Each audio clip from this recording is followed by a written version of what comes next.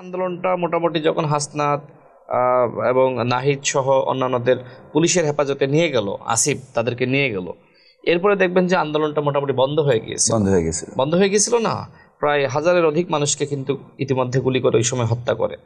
তো তখন আবার মোটামুটি আমিও 3 দিন খুব নিশ্চুপ ছিলাম, আমি হতাশ হয়ে গিয়েছি যে আর হয়তো হাসিনার পতন হলো না। দলগুলো মোটামুটি হতাশ হয়ে পড়েছে এবং সেই সময় তো আপনার আমির খসরু মাহমুদ থেকে শুরু করে বিএনপির অসংখ্য নেতাকর্মীকে গ্রেপ্তার করলো। জামাত 18-19 তারিখে সম্ভবত এই ঘটনাটি ঘটে যে তাদেরকে গ্রেপ্তার করে নিয়ে যায়। না, এটা তো আরো আপনার সম্ভবত আপনার যেটি হয়েছিল যে গায়েবানা জানাজা 17 জুলাই, ওই দিন কয়েকজনকে গ্রেপ্তার করে এরপর থেকে গ্রেপ্তার অভিযানটা সারা দেশে শুরু করে।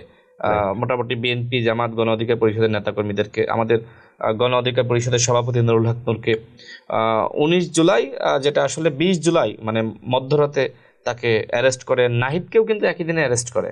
এরপরে তো বিএনপির অসংখ্য নেতাকর্মীকে গ্রেপ্তার করেছে, আমাদের দলের নেতাকর্মীকে হয়রানি করেছে, গ্রেপ্তার করেছে, জামাতের অন্যান্য দলের নেতাকর্মীদেরকে গ্রেপ্তার করেছে। মূলত দলগুলো আসলে যে এই আন্দোলনে সম্পৃক্ত হয়ে পড়েছে এটা মোটামুটি কিন্তু হাসিনার কাছে বা গোয়েন্দা সংস্থার কাছে খবর ছিল।